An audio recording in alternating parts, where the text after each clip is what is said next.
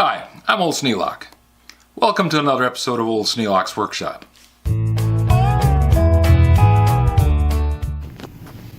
Well, I'm stopping in at the Habitat for Humanity Restore. We're going to see what they got.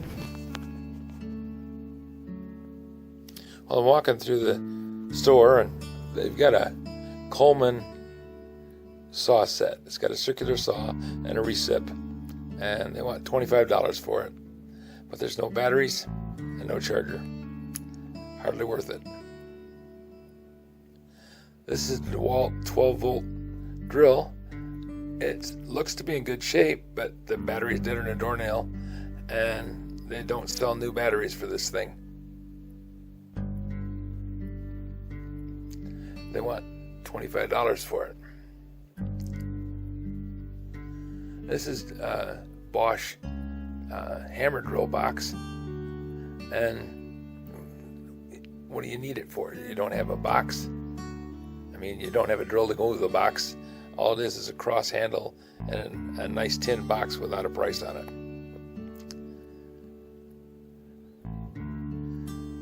it. Here's a DeWalt.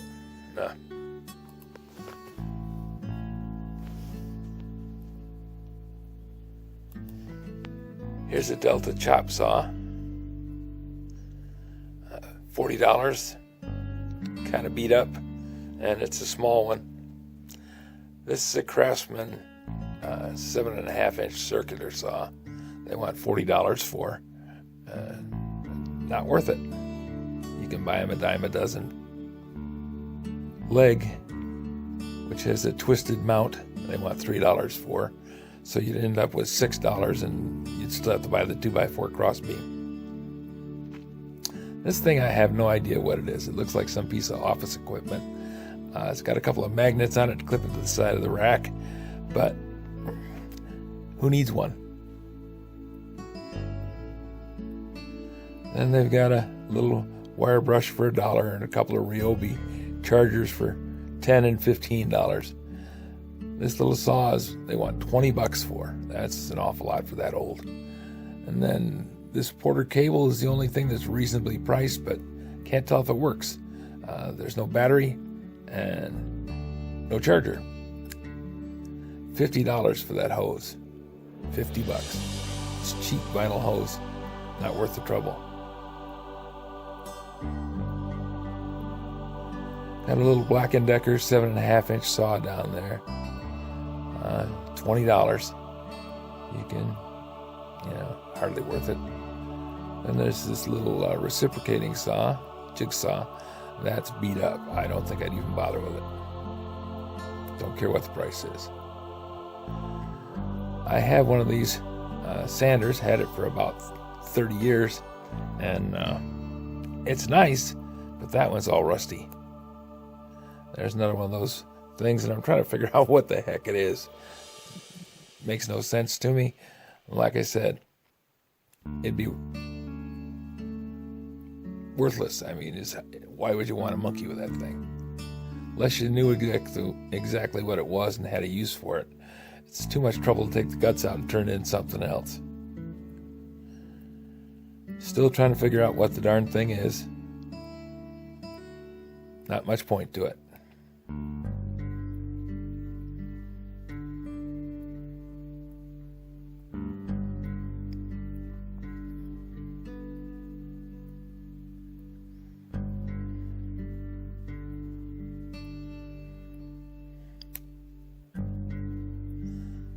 One of those 6-volt lanterns, which batteries cost more than a lantern does.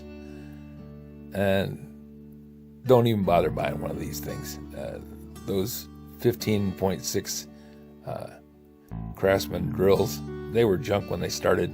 They haven't gotten any better over the years. That's just a busted box with a busted drill in it. Down there is a nice little Makita 9-volt. But those are so old and the batteries cost so much, it's not worth the trouble.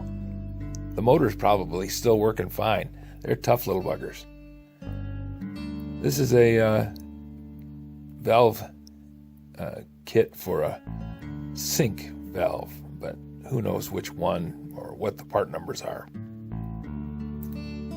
And that's a photocell for a mercury light. And unless you've got a mercury light, need a photocell, it's worthless. Boxes of nails, but you have to have the proper pneumatic hammer for it to fit. And all these boxes of nails, unless you've got a use for it, they're just scrap iron.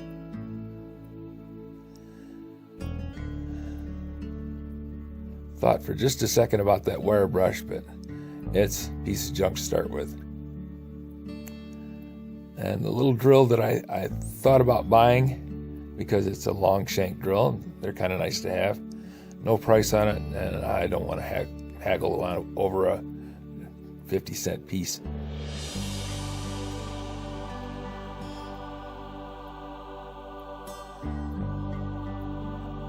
Thought at first those were Bondus ball drivers, but they're not. They're just straight Phillips, and you don't need that little rack. That's snap-off blades for one of those little knives. And this $2 pair of water pump pliers, slip joints, don't like them, don't want them. 15 millimeter Allen socket. I have no use for it. $2 or nothing, I don't care. It's not worth it.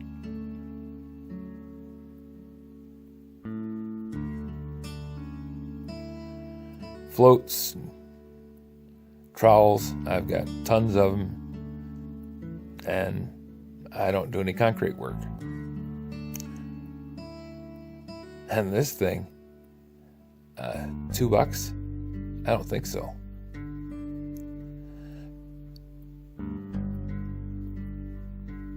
They had a 16-inch chainsaw chain, which looked to be new in the bag, but I don't have a 16-inch saw.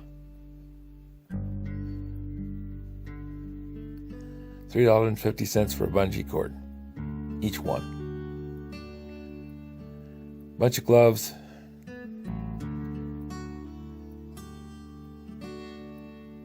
They spend an awful lot of time marking individual items that really have no value. If this was a garage sale, those would be the free pile.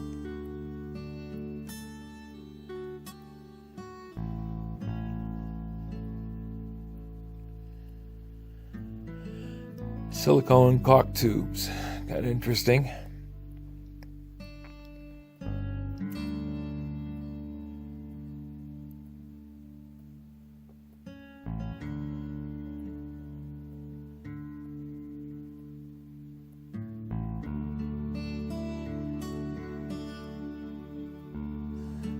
$5 for 6 tubes. It's kind of a short tube. I don't know how old they are. I don't know if they work. Okay, hardly worth the trouble.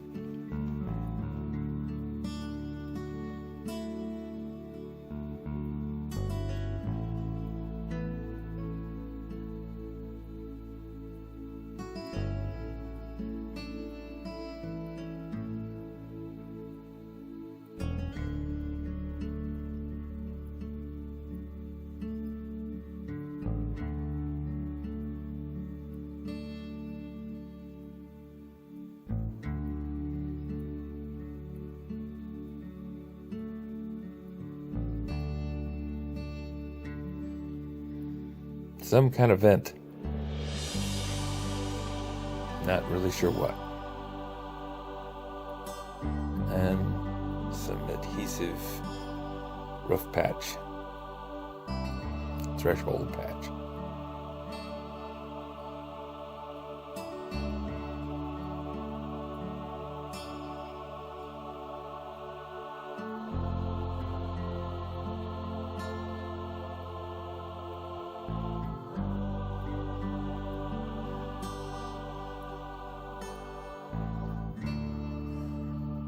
Bunch of levels. They want $8 a piece.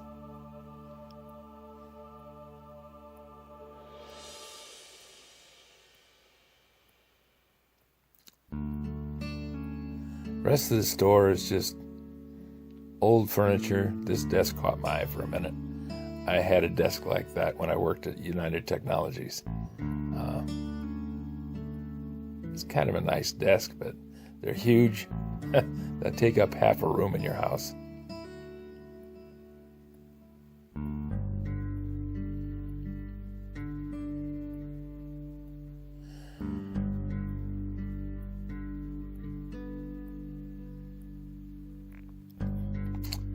The rest of the store is the usual stuff.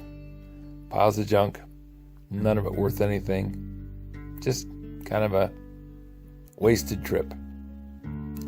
But, you know, what the heck? Nothing ventured, nothing gained.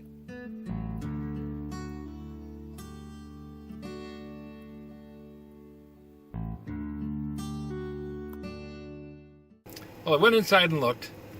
Didn't have much. They had some power tools. They have one really nice Hitachi rolling cart for a miter box, but they wanted $100 for it. And that's not worth that much.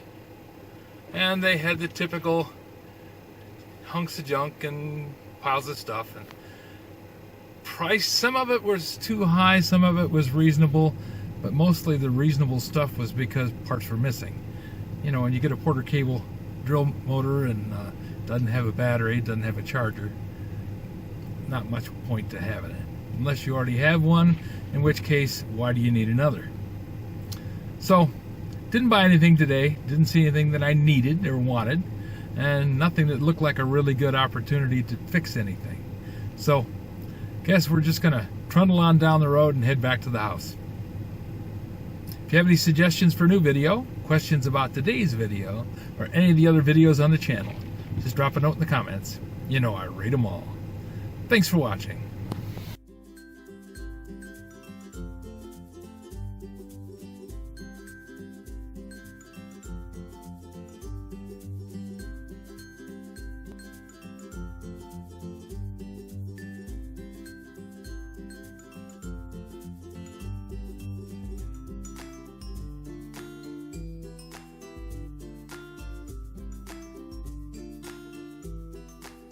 This video is not to be viewed by anyone under the age of 13 in the U.S. or 16 in the European Union without the express written permission of the parents or the legal guardians of the underage person. Such written permission must be on file at the local government entity in charge of enforcing the rules and regulations established by the FTC. Anyone violating these terms is admitting by default that they hold harmless the owners and operators of this channel. Any and all questions should be addressed to your local branch of the FTC.